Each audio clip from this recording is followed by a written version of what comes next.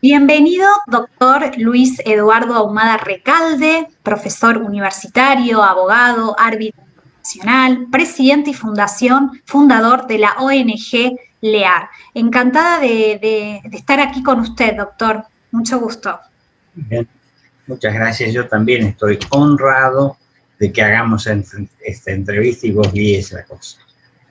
Bueno, voy a comenzar para darle el tiempo que usted requiere para explicar lo que usted hizo, la trayectoria y el motivo de esta entrevista, que es el tema de la negociación creativa, que expliqué a qué nos referimos cuando hablamos de negociación creativa, pero antes me gustaría recorrer un poco su trayectoria, su trabajo a lo largo de los años.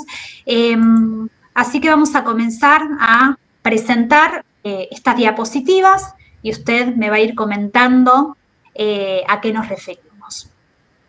Bueno, muy bien. Esto de la negociación, como se trata de personas, los que se interrelacionan son personas, entonces no hay dos cosas iguales, con lo cual ahí tenemos que poner mucho de lo subjetivo para poder aplicar eso en la solución del problema. Esta es una de las cosas que no es usual que alguien ajeno al tema estudie, porque en fin, las urgencias diarias a veces, por ahí la gente dice, ¿y de qué me va a servir a mí? ¿Cuál es ese conocimiento milenario de Abisinia, que es hoy Etiopía, Abisinia? En las cuevas de Abisinia, que inclusive Etiopía es el lugar donde nace la humanidad prácticamente, porque ahí encontraron el cuerpo, por supuesto, miles de años atrás, de alguien que bautizaron como Lucy, porque era el esqueleto de una mujer. Es el primer esqueleto humano. Entonces, primero hay que hacer un estudio e investigación en esto de la negociación. Uno no puede decir, voy a negociar solamente con buena intención. Hay que hacer más cosas. Esto es una de las cosas que hay que hacer. Podés pasar si querés. Bueno. ¿Con qué nos encontramos aquí? ¿Es usted en dónde? ¿Y haciendo qué? Etiopía. Esto que les estaba diciendo, esto es en Etiopía. Esto es una de las tribus de Etiopía. En Etiopía hay 128 idiomas y cada una de esas tribus tiene alguno de esos idiomas, no se interrelacionan entre ellos, no hablan entre ellos, pero una de las cosas fundamentales que hay en el tema de la negociación es también saber cómo funciona el lenguaje gestual. Ahí fuimos un grupo de 4 o 5 personas y muchos de ellos estaban sorprendidos cómo con el lenguaje gestual y alguna forma de comunicación de otro tipo, pude reunirme con ellos, interrelacionar con ellos. Esta es otra, igual, Abisinia o Etiopía, y viven en otro año, no viven en el año 2021, viven 5 o 6 años más atrás. Ellos se rigen por el calendario juliano, nosotros por el calendario gregoriano. Así que tienen todo distinto. Ese lugar específicamente se llama La Libela y es un lugar donde el rey de La Libela,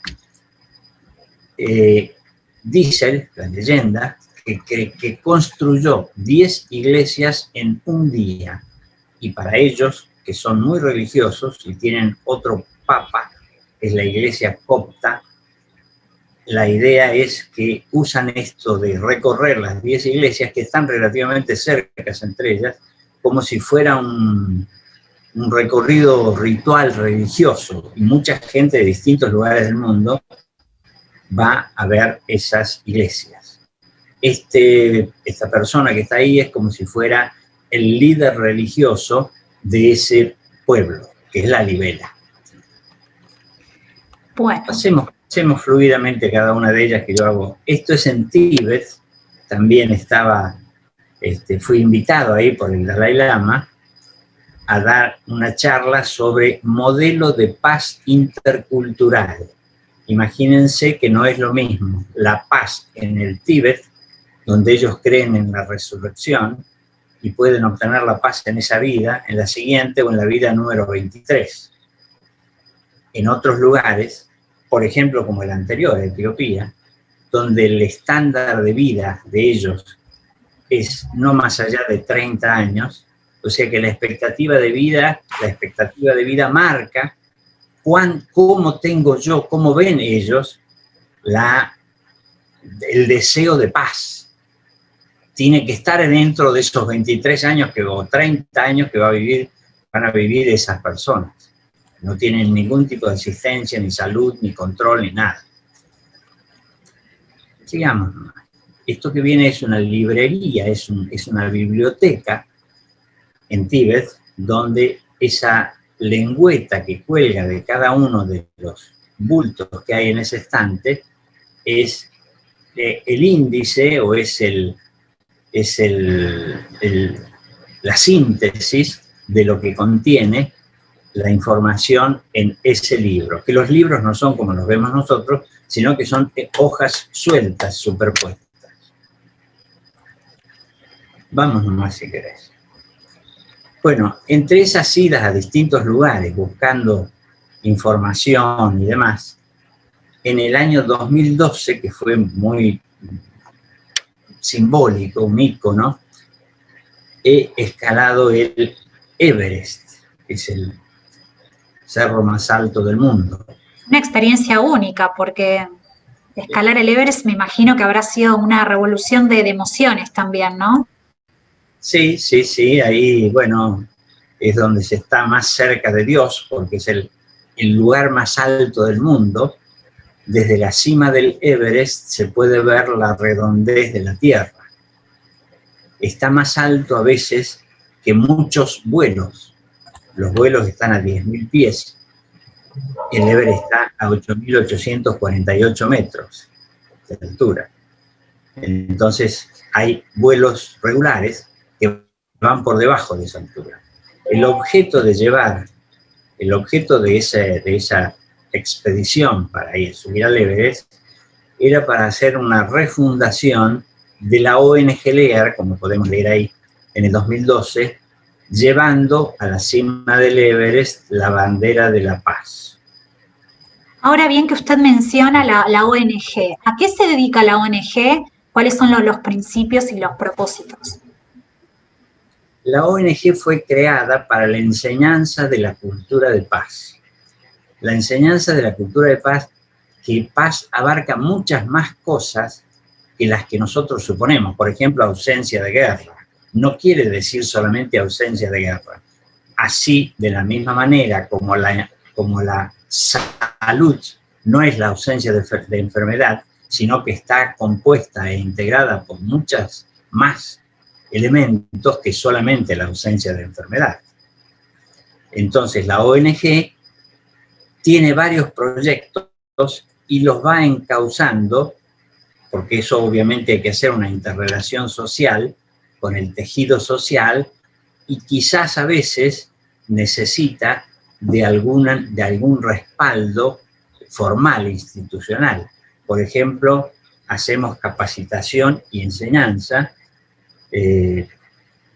por ahí algún proyecto de educar para la paz en las escuelas, empezando con las escuelas primarias, secundarias, universidades, grupos sociales, clubes, gremios, porque es necesario empezar a vivir en la cultura de paz.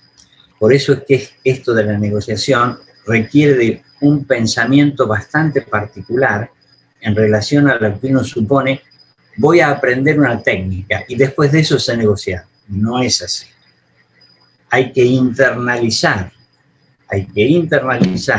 una serie de cuestiones que son totalmente subjetivas y cada negociador formado va a aplicar eso de acuerdo a su propia subjetividad.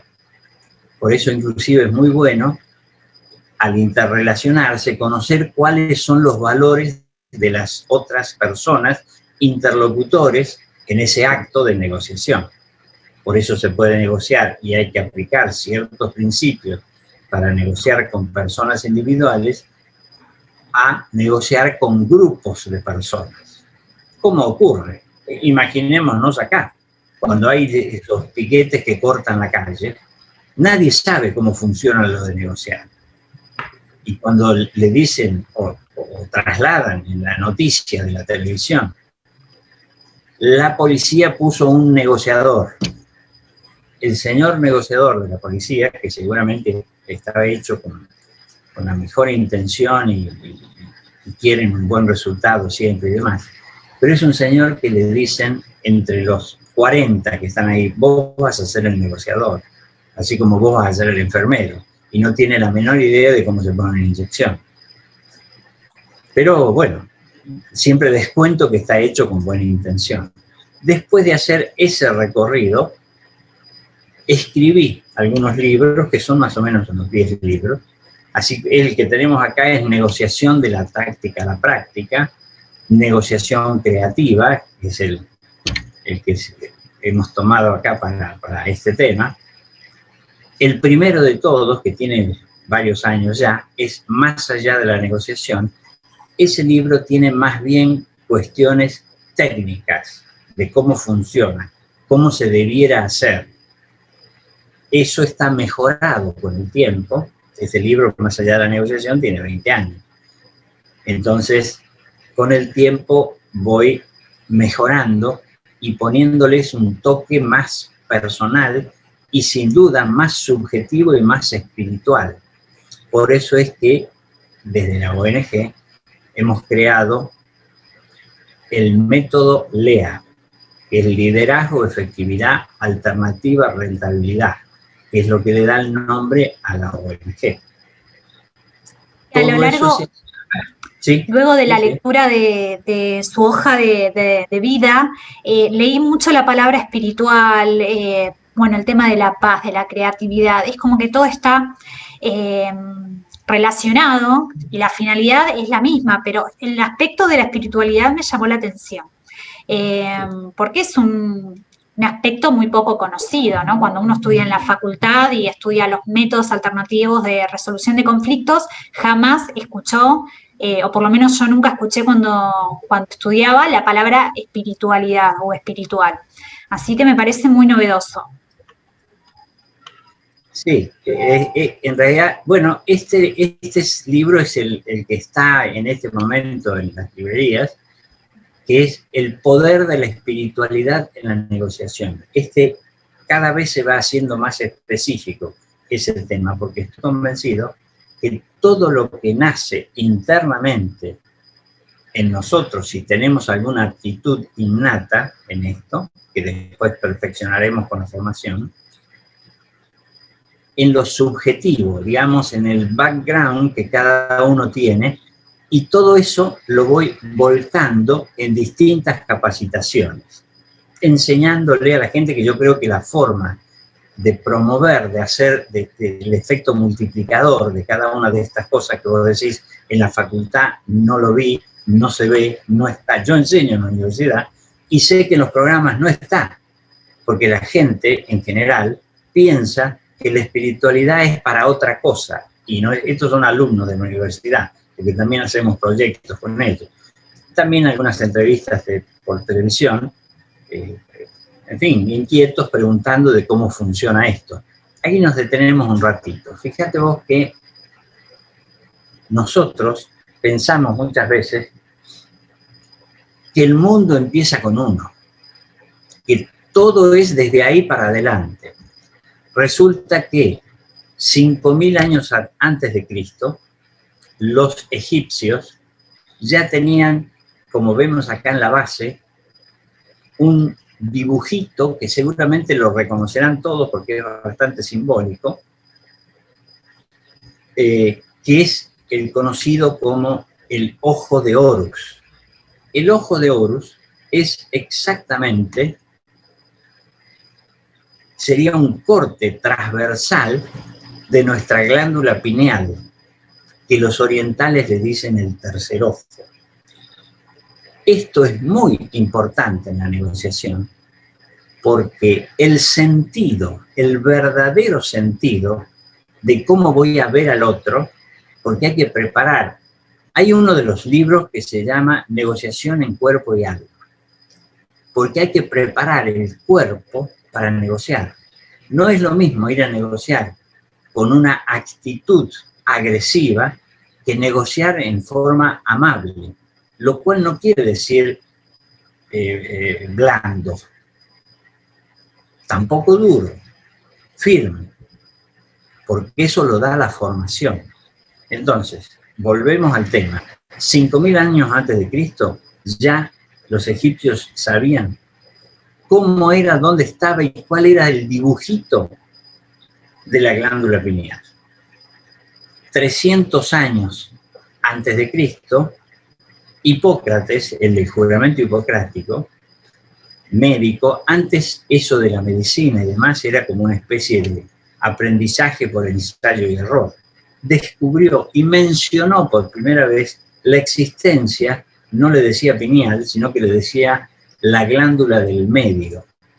Y él entendía que eso era como el fluir del pensamiento. La razón de ser de esa glándula del medio era el fluir del pensamiento.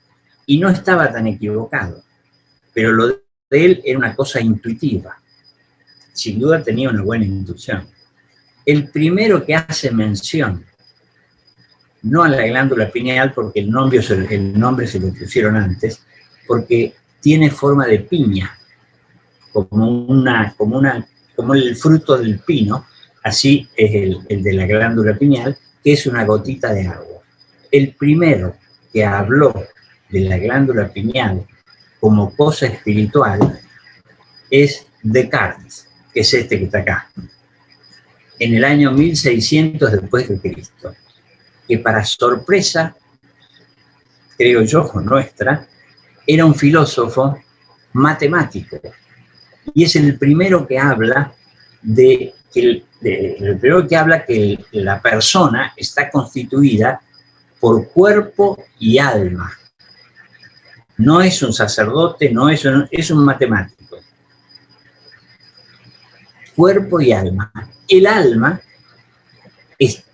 estaba guardada en un depósito que era la glándula pineal. Fue la primera vez que se habló de la pineal como depósito del alma. En el año 1600, acordémonos. Después vinieron los viajes espaciales, entre 1960, 2000 y obviamente continúan. Los que trabajaban en esos proyectos decían, ¿cómo hago para fabricar una pastilla o algo que la gente, en eso de la noche eterna, la haga dormir 8 horas, trabajar 8 horas y descansar 8 horas? Pero resulta que se dieron cuenta, en el medio de esas investigaciones, que la pineal tenía esa función. La pineal es el órgano más importante que tenemos en el cuerpo. Y no es estudiado para nada, nunca seguramente lo habrás escuchado nombrar en la facultad. Y te cuento que los médicos tampoco conocen dónde está.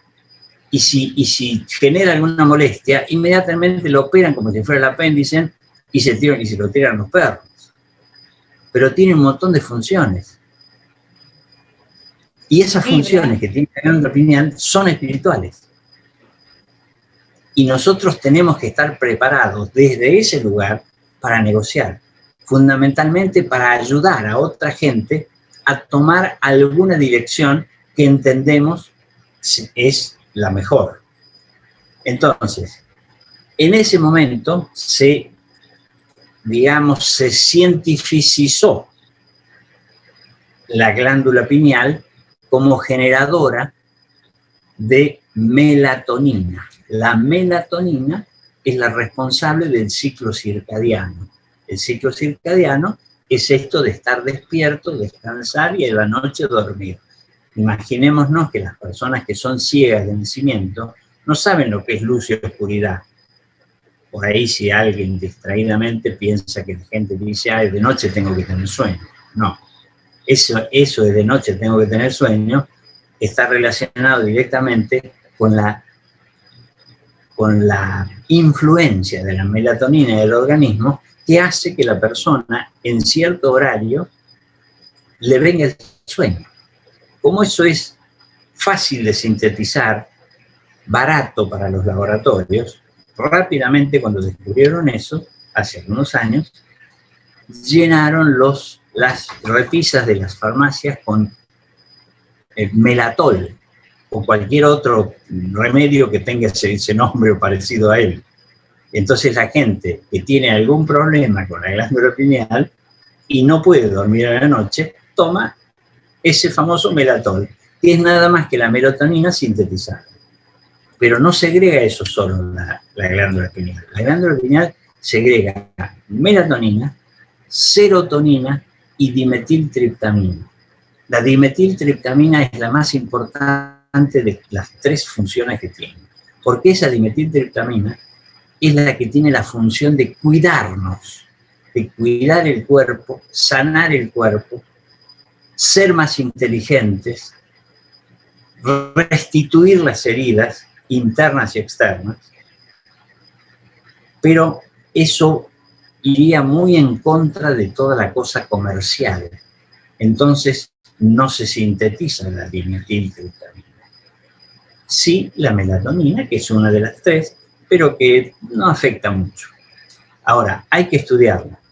Lo que tenemos acá, en lo que se indica como el año 2010, si querés podés volver un ratito atrás. Ahí está, en el año 2010, ese dibujo chiquito que está ahí es la melatonina, es el dibujo de la melatonina. Pero vamos a seguir para que entremos bien en el horario que tenés previsto. Y lo último que tenemos, que quizás la gente aún no lo sepa, es el plasma. El plasma es lo que está alrededor nuestro, no lo vemos. Este ejemplo que ponemos acá es el pez en el agua, y el pez no sabe que él está en el agua. Nosotros, que lo vemos de afuera, sabemos que el entorno del pez es el agua. Nosotros, si estuviéramos en una pecera, no nos damos cuenta que lo que tenemos alrededor, en lugar de agua para el pez, es plasma. Si alguien nos pudiera ver desde afuera, nos vería rodeados de plasma. Y así como si nosotros decimos, ¿cómo el pez no se da cuenta que está en el agua? Si alguien nos pudiera ver desde afuera, diría, ¿cómo estos tipos no se dan cuenta que están rodeados de plasma? Y el plasma es lo que multiplica la inteligencia. Hago una pequeñísima reflexión para que sepamos cómo situarnos. Sí, seguramente conocemos los distintos estados de la materia. Líquido, sólido, gaseoso. Y ahí se acaba el conocimiento por lo general. Y en realidad es líquido, sólido, gaseoso, plasma. Esos son los 4 estados. Y esto del plasma se lo descubrió un científico que se llamaba Irwin en 1928. Con lo cual, digamos que no tenemos excusa. No podemos decir, no me di cuenta. Hace muchos años que esto está descubierto. Al señor, a Irwin, le dieron el premio Nobel por el descubrimiento del plasma. Entonces, y el plasma multiplica miles de veces nuestra inteligencia. ¿Y cómo se conecta eso que tenemos por fuera, donde estamos todos rodeados, con nosotros? ¿Cómo nos multiplica la inteligencia? Por medio de la glándula pineal. Ese plasma, con nosotros, el conducto, el embudo, es la glándula pineal.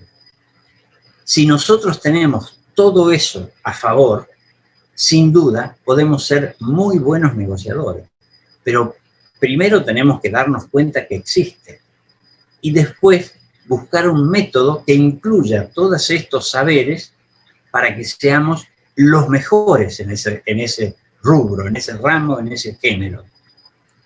Seguramente todos sabemos que el cerebro tiene dos mitades, la mitad derecha y la mitad izquierda. Eso es como muy conocido, y las funciones que tiene uno y que tiene el otro. Es decir, sabemos que la mitad izquierda es la mitad rígida, la mitad intelectual, la que se le atribuye todas las cosas matemáticas, la que se le atribuye, digamos, el corsé de la enseñanza académica estándar de hoy. Por eso no se habla de paz, por eso no se habla de plasma, por eso no se habla de pineal en la formación clásica.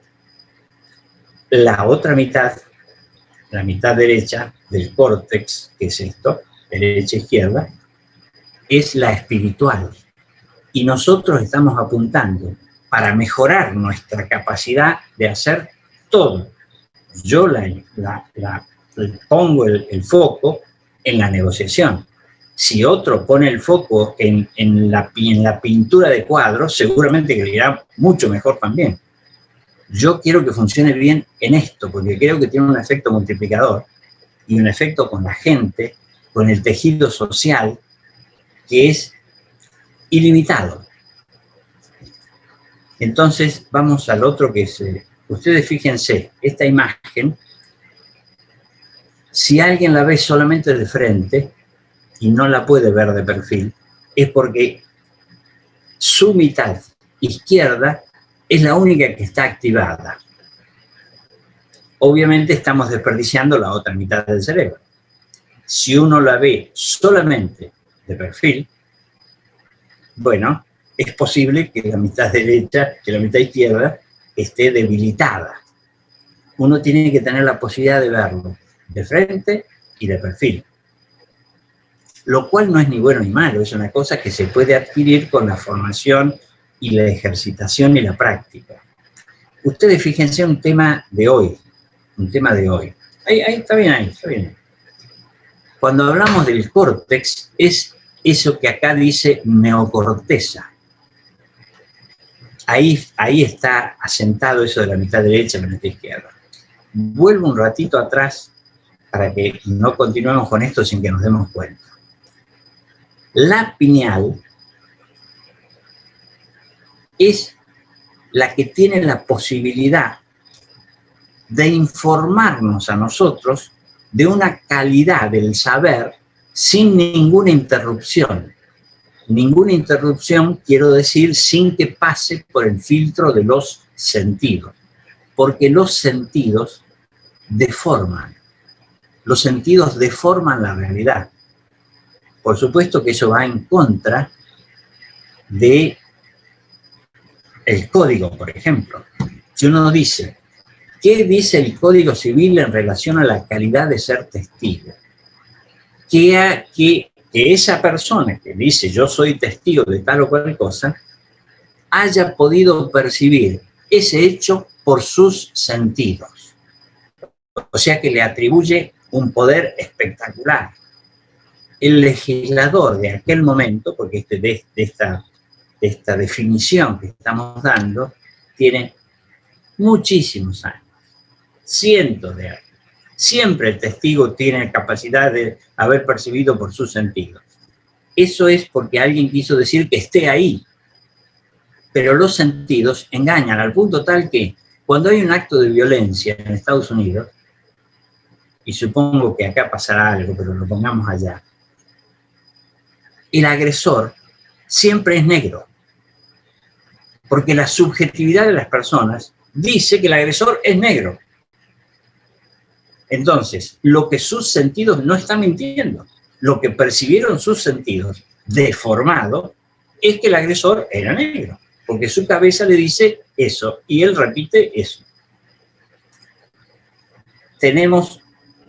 Puede ser que alguien sepa esta historia, pero puede ser que no sepamos que existen estos tres cerebros. Nosotros tenemos tres cerebros. El neocórtex, que es lo que ya vimos, izquierdo, hemisferio izquierdo y derecho, y ya vimos la función que tiene cada uno. El cerebro límbico, que es el cerebro del medio, que es el cerebro emocional, que también tenemos que saber y saber cómo se maneja, porque para aplicar a la negociación no podemos tener un exabrupto y después pedir disculpas. Tenemos que saber cómo actuar para que no nos afecte en el punto de llegar al exabrupto.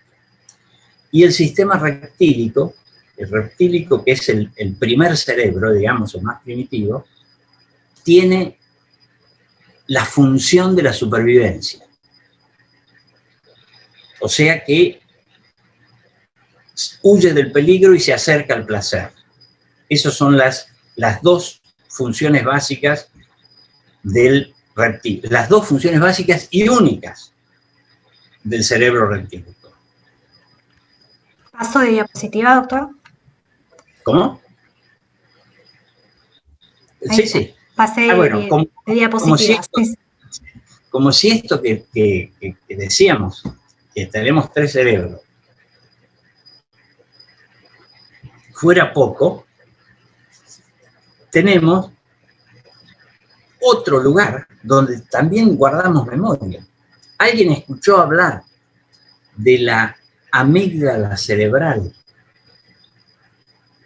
Es muy posible, un porcentaje menor, quizás sí, pero en una de esas cree que están acá las amígdalas. La amígdala cerebral forma parte del cerebro, está en la base del cerebro, acá atrás. Cuando nosotros vamos manejando el auto y se cruza alguien, no hace una mala maniobra, no pone el guiño y pone el guiño para la derecha y dobla para la izquierda, tenemos una reacción intempestiva de enojo que podemos sacar medio cuerpo por la ventanilla y decirle cosas al señor o señora que va manejando. Ustedes ven en el gráfico que donde dice estímulo es esa cosa que hizo alguien, el guiño que puso para un lado y dobló para el otro. El mensaje sale y va junto hacia 2 lugares distintos. Uno a la amígdala y otro al cerebro, al neocórtex, ese que dijimos, que tiene todas esas funciones, unas rígidas y otras artísticas, pero están todas ahí. El que primero responde rápidamente es la amígdala cerebral. Entonces dice todas esas cosas sacando medio cuerpo por la ventana. Si nosotros no tuviéramos noticia de esto y no cultiváramos esto, estamos en el medio de una negociación y alguien dice alguna cosa que nos resulta molesta a nuestra subjetividad, lo que tenemos como valores, seguramente que saltaremos con ese medio cuerpo por la ventana que le dice cosas al señor o señora que manejaba el otro auto. Por supuesto, como el organismo humano es sabio y se compensa, la otra parte del mensaje, la que fue al cerebro, sale y emite una respuesta también que va a cubrir la falencia de la anterior. Entonces se disculpa y bueno, lo que pasa es que yo estaba nervioso y qué sé yo, o que yo soy así, me ofusco rápidamente, pero discúlpeme, no podemos levantar el aplazo en una negociación. Entonces tenemos que cultivar, tenemos que trabajar sobre la amígdala cerebral para que no tenga exabruptos, que no haya que levantar el aplazo, porque es más difícil levantar el aplazo que empezar todo de nuevo, que empezar de cero. Cuando estamos con el aplazo estamos bajo cero. Para levantar el aplazo es más difícil porque lo que dijimos ya quedó en la cabeza del interlocutor. Entonces, siendo negociador, no me puedo dar el lujo de cometer ese error. Por eso es muy importante estudiar todo esto que hemos estado mencionando anteriormente. Podemos seguir. Es muy difícil que veamos la glándula pineal. Como sé que eso es así, en algunas de las capacitaciones que he dado, he tratado de hacer algo para que la gente pueda tener idea de dónde está, cuál es la glándula pineal.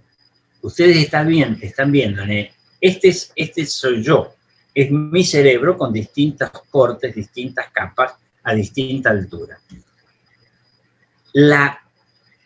De la izquierda de la visión de cada uno, el que está en el medio y tiene un círculo rojo al costado, sin que eso tenga ninguna connotación, el círculo rojo, ahí está y se puede ver la glándula pineal. Increíble, porque uno lo escucha hablar y se imagina, no sé, algo, no se imagina dónde está físicamente, así que es muy interesante ver esta imagen. Es muy, muy difícil porque, aparte, no la vamos a ver jamás. Teóricamente podemos decir dónde está, pero difícilmente podamos verla. La médica mía, cuando yo llegué con esta inquietud, me dice, pero bueno, quiero que me hagan unos cortes transversales específicamente en la glándula pineal, porque es la única forma de mostrarlo. Inclusive, espera un poquito, volvamos para atrás. Inclusive, es muy importante porque nosotros, sabiendo esa glándula pineal, que es como una, aparte es de agua, es líquida, esa gotita insignificante es la que nos protege, la que nos hace más inteligentes, y si nosotros usamos la glándula pineal como embudo del plasma que nos rodea, podemos ser miles de veces más inteligentes. Entonces podemos ser miles de veces mejores negociadores. Ahora que estamos en esta época de pandemia, ¿por qué creen ustedes que lo que viene pasando desde siempre continúa pasando ahora? Los chiquitos entre 0 y 10 años no se contagian. Ese minuto es para que reflexionen, el silencio. No se contagian y nadie explica por qué. No se contagian porque la glándula pineal aparece al nacer la persona. Hasta inclusive para definir cuándo alguien es persona, interviene la glándula pineal. Los sacerdotes dicen a los 40 días, porque a los 40 días tiene alma. Los médicos dicen a los 40 días, porque a los 40 días está formado el tejido nervioso. Los musulmanes que creen en la reencarnación, o los que creen en la reencarnación, que son más que los musulmanes, dicen que cuando la persona se muere, el alma vaga en un limbo durante 39 días. Y el día número 40 se reencarna. O sea que cuando la persona, cuando está dentro de la panza de la mujer, no tiene glándula pineal. Tiene glándula pineal cuando nace. Y la glándula pineal desaparece cuando muere. No desaparece el corazón, ni el hígado, ni los riñones. Y inclusive las uñas y el pelo siguen creciendo. Pero la glándula pineal desaparece. Ustedes habrán visto hace mucho tiempo, o por ahí se habla del tema, una película que no sé si se llamaba 29 o 39 gramos, o no sé cómo era la cosa. Ah, sí, era con Sean Penn, creo que era. Ese es el peso del alma, es el peso de la glándula pineal. Quiere decir que nos imbuye todo el tiempo. Estamos, digamos, guiados y tenemos que quererla a la glándula pineal para poder trabajar en entenderla, en estudiarla y en estar formados para que sea ella la que nos guíe. Fíjense ustedes esta gráfica donde todo lo que tiene que ver con los sentidos nos deforma. Cuando el acontecimiento pasa por el filtro de los sentidos y llega a nuestro cerebro, llega deformado. Siempre. Todos nos acordaremos, porque eso sí lo dicen en la facultad, el mito de las cavernas, que está en el gráfico de abajo. En el mito de las cavernas se entiende que había varias personas encadenadas en una caverna y que solo podían ver las sombras de las cosas. Entonces ellos creían que esa que esa sombra que veían que se movía con alas eran los pájaros. Esa sombra gris que rodeaba la pared, que subía por la pared, que seguía la línea de la pared, pero eran las personas. Que eso que se balanceaba así era un árbol. Hasta que alguien se suelta, sale de la caverna y ve que los árboles, los pájaros, las personas son distintas, que tienen 3 dimensiones, que tienen tales características, que tienen color, que no son todas grises. ¿Qué es lo que creen ustedes que hacen los otros cuando él vuelve y les cuenta? Lo matan, porque está loco. Simplemente porque ellos no tuvieron la capacidad de hacerlo. La gente no le gusta lo desconocido. Entonces, lo importante, lo bueno de esta situación, como reitero lo anterior, yo trato de enfocar lo que venimos diciendo y la importancia de la glándula pineal en la negociación, pero podría ser en muchos otros ámbitos. En la negociación, creo yo, que genera un efecto multiplicador inmenso, inmenso, hacia la tranquilidad de la gente, hacia la paz. Por eso, retomando la pregunta de Aileen, en relación a la ONG LEAD, hemos desarrollado varios proyectos. Uno de los proyectos es Educar para la Paz. Otra es las casas de paz. Otra es la enseñanza de la negociación. En cursos regulares y en capacitación puntual. La negociación internacional, que hemos participado en algunas negociaciones internacionales, convocados por países que están sufriendo alguna situación. Y estamos trabajando en un proyecto específico que se llama Estrategia Latencia Cero para la Paz. Porque, les cuento, no tienen por qué saberlo, el conflicto no nace espontáneamente y aparece sobre la mesa, sino que el conflicto nace, esa primera etapa donde aparece, es el estado de latencia. Es como si estuviera por debajo del borde de la mesa. Empieza a subir, después la gente lo ve, después aparece en televisión, y después se restablece el orden, porque es todo un giro que hace.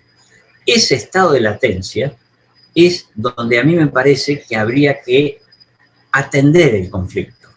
Porque en ese caso, en el estado de latencia, es más fácil, es más rápido, es más barato, es menos costoso socialmente. Entonces, se me ocurrió que sería bueno trabajar en un modelo que hable de la estrategia latencia cero. Latencia es el estadio, el primer estadio del conflicto. Estrategia latencia cero, atender el conflicto en el estado de latencia para la paz. ¿Cómo podemos hacer eso? Fíjense, lo que tenemos en este momento al frente es algo que sin duda rige cualquier cosa que hagamos. ¿Cuál es la cosmovisión que tenemos? Desde el principio de los tiempos, que acá se lo caracteriza como pre-newtonianos, estaba el concepto, la cosmovisión, digamos, que el universo domina al hombre. Llueve, inundaciones, viento. Pasa el tiempo, en el siglo XIV, con Newton, con la historia de la caída de la manzana y varias otras cosas más, pero lo de Newton es el eje no más fuerte, el calor dilata los cuerpos, todas esas cosas que eran así como sintomáticas. La concepción newtoniana es el hombre domina el universo, pero cada tanto aparecen cosas que claramente nos dicen a nosotros, ustedes no la van a dominar, la pandemia no la van a dominar, es como es. Y va a durar lo que va a durar, y va a contagiar los que vaya a contagiar, y se van a morir los que se van a morir. De manera tal que los newtonianos no tendrían cómo justificar esta historia. Y así hay miles de situaciones. Nombro esto porque la tenemos encima, la vemos todos los días. Ahora, la otra cosmovisión, que es la recomendable para enrolarse, obviamente la cosmovisión newtoniana, está prácticamente el mundo entero hoy. Por suerte, ya se está estudiando lo cuántico, ya lo cuántico no es una cosa esotérica, sino que está en la mesa del café. Ya con la partícula de Dios, ese aro que está en la frontera franco-suiza, que largaron hadrones, que son partículas subatómicas, para que choquen de frente como dos puntitas de aguja, ya ocurrió eso, y se recreó el Big Bang. Entonces, ya la gente sabe que el átomo no es lo más chiquito, sino que es la partícula subatómica. Entonces, existiendo la partícula subatómica, lo que se probó, ahí intervino un grupo, una banda, el jefe de la banda era Einstein. Y había otra banda opuesta de científicos que decían lo contrario. ¿Qué decía Einstein? La luz son partículas. Y el otro grupo de científicos decía la luz son ondas. Cada uno, como científicos que eran, se fueron a su casa a probar que la luz son ondas. Y el otro grupo se fue a probar que la luz son partículas. Con lo cual, ¿qué creen ustedes que ocurrió? Lo que ocurrió, cuando cada uno vino y probó, los que decían que eran ondas, probaron que eran ondas. Y los que decían que eran partículas, entre los que estaba Einstein, probaron que eran partículas.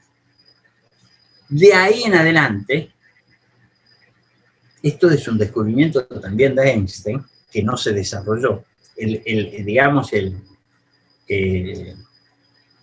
padre de la física cuántica y de los movimientos cuánticos es Einstein. Simplemente que se lo identifica más con la teoría de la relatividad.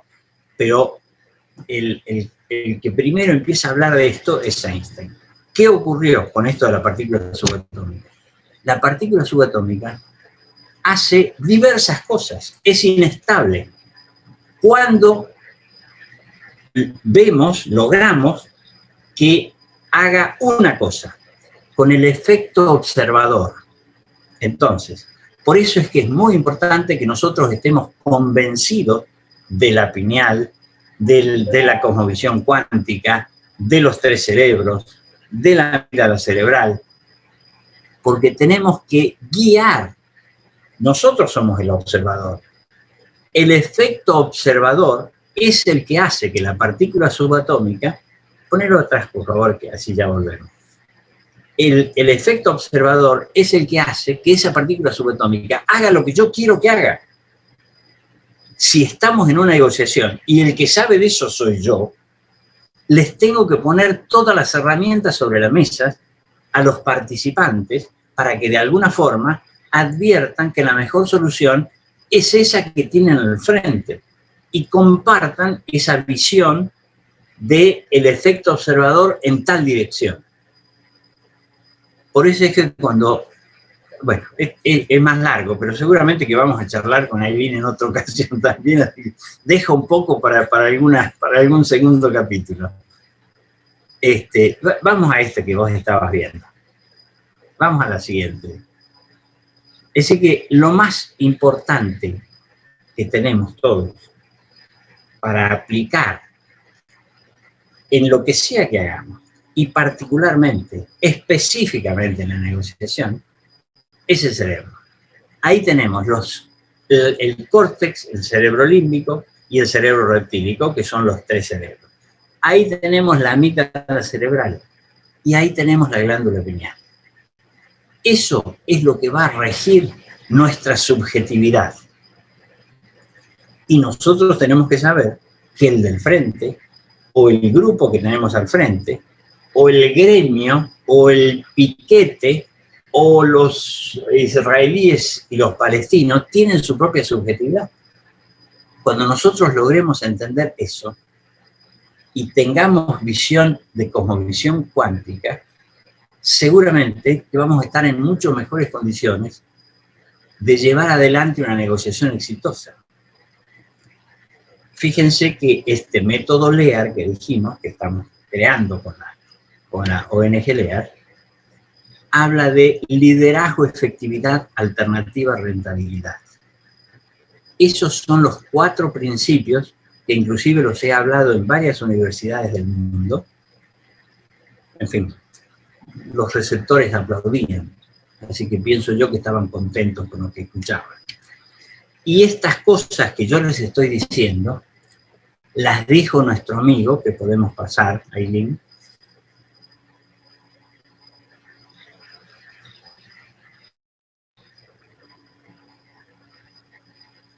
Todos lo conocen seguramente, nuestro amigo Einstein, cuya frase central es: la mente que se abre a una nueva idea jamás vuelve a su tamaño original. Así que yo los invito a que abramos la mente a algunas de las cositas que dijimos acá. Eso nos invada y por lo menos nos llame la atención y googleemos algo de esto. Bueno, doctor, realmente fascinante, quedé asombrada con este método, que sin duda vamos a continuar explicándolo. Lo invito a participar de otra charla porque me parece muy importante difundirlo, ¿no? Este método que realmente yo no lo conocía, así que me parece muy importante tener en cuenta esto, que todo lo que usted venía diciendo. Y estaría bueno también, estoy pensando, que se aplique también en la facultad, ¿no? Al dictado de las materias, porque es un aspecto novedoso e importante, como usted dice. Es la base de todo, el cerebro. Es la conclusión que yo le daría a esta charla. Los que definen las currículas no tienen noticia de esto. Pero seguramente que así como yo hay unos cuantos que prestamos atención a la currícula y agregamos estas cosas.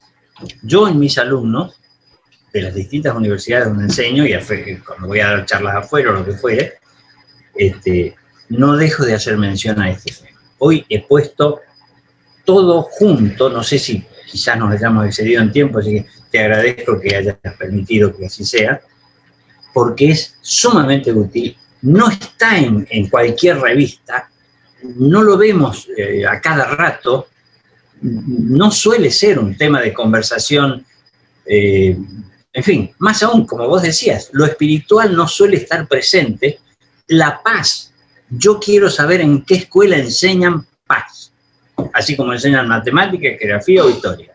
Si la gente no sabe cómo se construye la paz, cómo funciona la paz.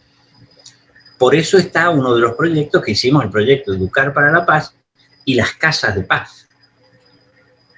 Bueno, hoy no tenemos más tiempo, pero lo voy a dejar capítulo abierto para la próxima charla, para el próximo encuentro que tengamos, que sin duda va a ser muy productivo como este. Bueno, le agradezco muchísimo el tiempo y la explicación del método LEAR, doctor Ahumada Recalde. Muchas gracias. Un beso. Hasta luego.